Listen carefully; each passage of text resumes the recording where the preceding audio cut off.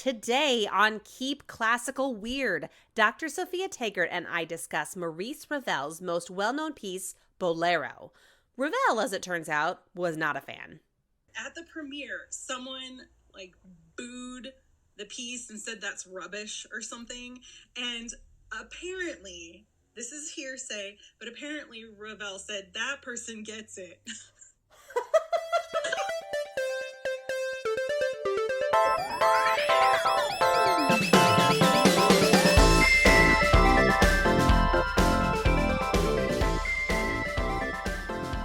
Welcome, friends, to set 2 of Keep Classical Weird.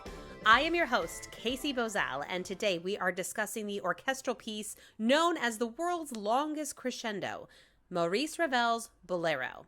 It's a strange notion to find a composer who ended up despising his best-known work, so I wanted to dive in a little deeper to find out more about Ravel in general.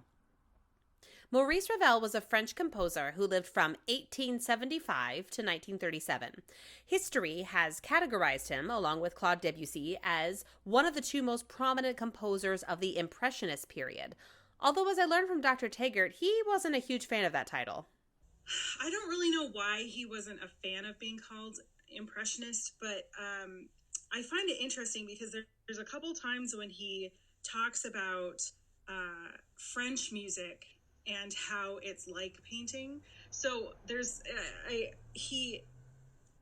remember he was trying to talk about some German composers and how their music is so big and complex, and he said, it's not that French music is less than German music right now, it's just that we work on a smaller canvas, but each brush stroke is incredibly important. So even though he himself used painting as an analogy, he, for some reason, did not like being lumped in that. Impressionism, like many other artistic movements, began with visual art.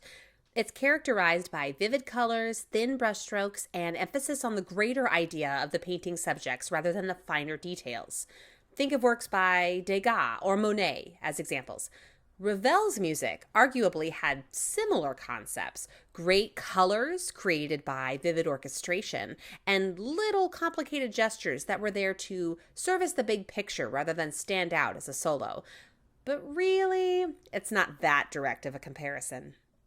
Some of the terms that we apply to music often are associated with another art form. So Eric Satie, his later works were often combined with surrealism, Debussy, Ravel, obviously Impressionism, but there's no real way to really show how art and music are the same in those terms. So whereas Impressionism for painting might have a specific approach to it, you can't really just throw or brush some notes up on a page and ask a musician to play those but not full-hearted.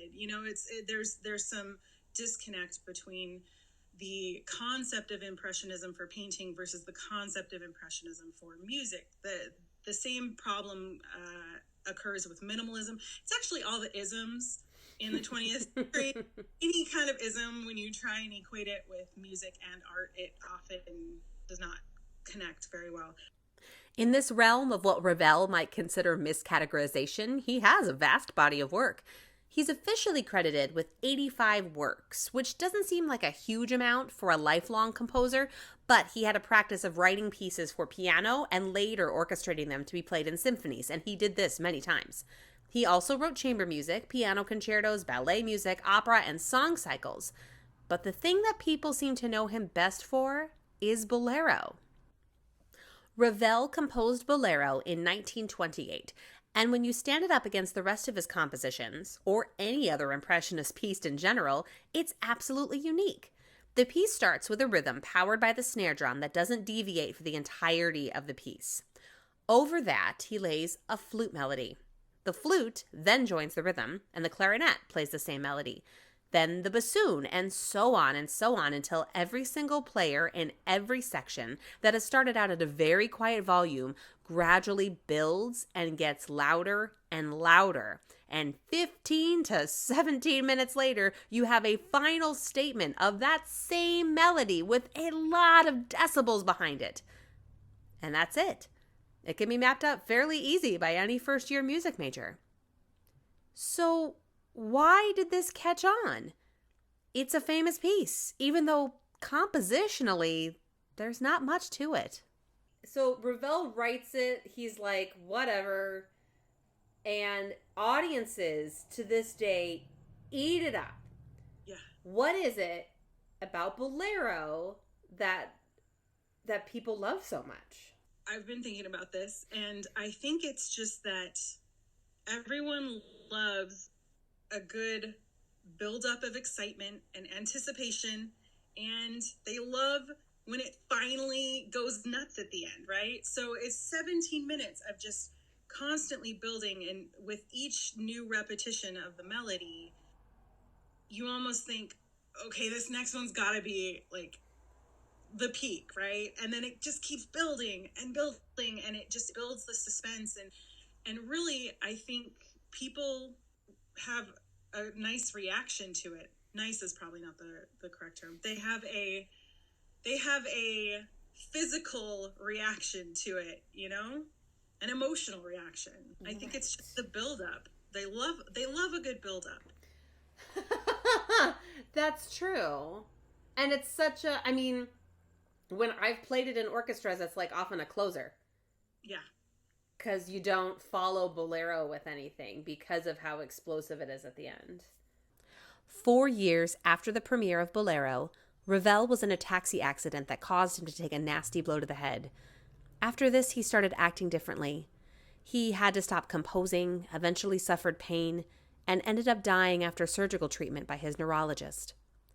One can obviously attribute his cognitive decline to the accident, but close friends of his started to comment on his general absent-mindedness in 1927, a full 5 years before the accident happened. In the late 80s, an article was published in a prominent medical journal suggesting that the accident actually sped up the process of a neurological condition that already existed. Some have suggested that Ravel actually had Alzheimer's disease, and even speculated so far to connect the repetitiveness of Bolero with the fact that some people with Alzheimer's find repetitive patterns comforting. So the question still kind of lingers in the musical community. Was Bolero a very early sign of a neurological condition? I find these arguments that I'm sure there was something going on, you know, like neurologically speaking. I don't know what it was. When I hear these diagnoses, I'm like, oh, that's so cool. That's totally what happened. And then you think about it, like, or it could have just been a musical exercise, right? Right. And he was like, I don't want to think up a second melody, so I'm just going to do this one over. So are you doing that medical thing where it's like, when you think about what it is, look for horses, not zebras? I guess part of the reason is I read this quote where he was telling, he didn't teach a lot of students, but he did teach Rafe Vaughan Williams, right? And apparently he told Vaughan Williams that you should strive for complex music, but not complicated music. So for me, Bolero's the epitome of that explanation, right? It's complex in the harmonies and how he moves and uses the colors and the overtones and builds the crescendos and the orchestration. I mean, that's so complex, but it's not complicated. Right. So then you got to wonder, maybe he was totally with it when he wrote Bolero. But maybe he wasn't. I do find Bolero to be so outside of everything that he did. You got to look at it and think, you know, maybe this is a sign of something.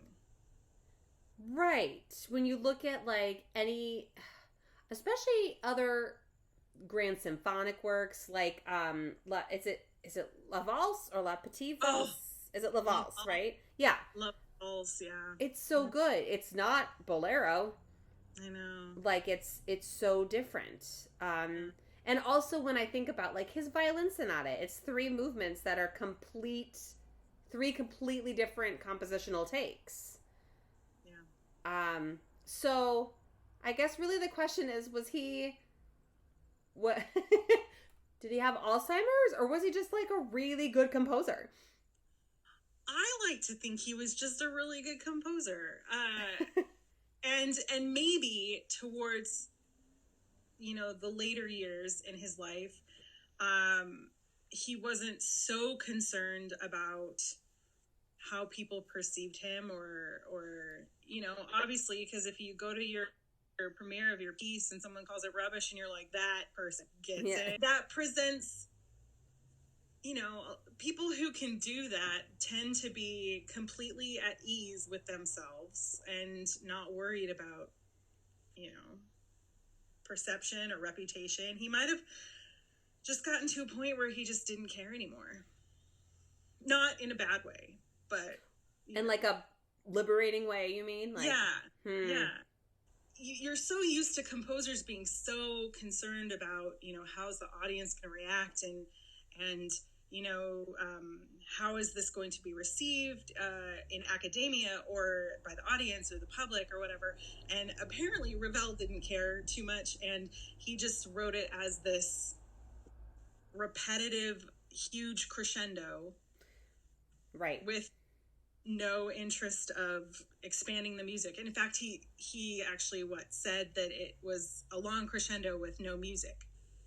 There's one more conversational tidbit I'd like to sneak in here, and that's a tangent that Dr. Tegart and I went on when we discussed actually playing Bolero. We're both experienced orchestral players. She's a flutist, I'm a violinist. And we realized that even though this piece is compositionally simple, you can have a drastically different experience of playing it depending on where you're sitting in the orchestra. I don't know how it is with strings, but I feel like in the wind section, everyone's freaking out trying to play this piece, because obviously it starts with flute, so of course it's like the greatest piece ever. But I keep hearing about how the bassoon solo's hard, the trombone solo is nuts. Everyone has the flute part is actually an excerpt for auditions.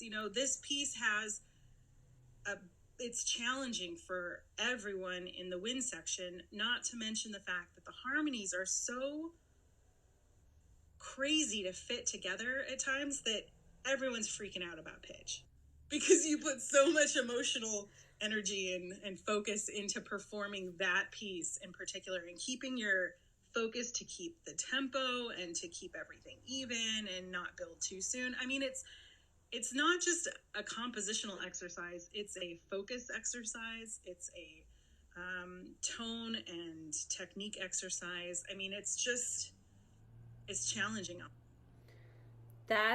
You and I have completely different experiences of this piece. Yeah. Because when I think about the times that I've played Bolero, it's not that hard. Yeah. It's not that hard we're always playing together. I like it because we have like at some points like huge amounts of divisi, so we get to like, you're playing the same notes as everybody around you, and then you kind of split up a little bit, and then you split up more. And so I like the build of that. But there's no complicated, like, we're all playing the same rhythm. We all move at the same time. We're just playing different notes. And also, like, the first things we do are, like the guitar. So, string players, totally lean back and enjoy. So that's different lived experience. I mean, I knew that we had a different experience than, say, the snare drum player, which is so crucial, and that seems so exhausting. But yeah, I didn't think about how the wind players are under there. You go through a lot in that piece. Yeah, and I've played all 3 parts for Bolero, and the principal flute part is tricky because you start it off and it's just this simple melody, and yet you have to have these long lyrical lines, and it's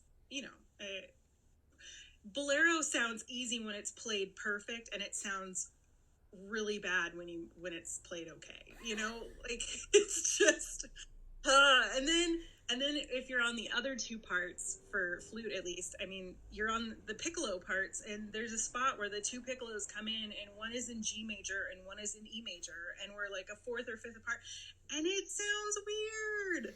And you get done playing it, and usually the piccolos, if they haven't played it before, they will look at each other and say, "Was that right?" And it was.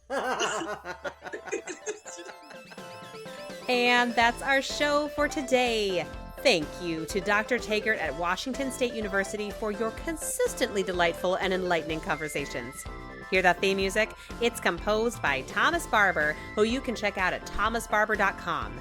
Web development support is provided by Tina at citybeautifuldesign.com. Keep Classical Weird is created and edited by me, Casey Bozell. If you'd like to help the podcast grow, check out patreon.com/keepclassicalweird and subscribe there for bonus content from Set 1. All pledges made between now and July 5th will go straight to Campaign Zero. I've raised $85 so far, so let's keep it rolling. Thanks for listening, everyone. Stay safe and stay weird.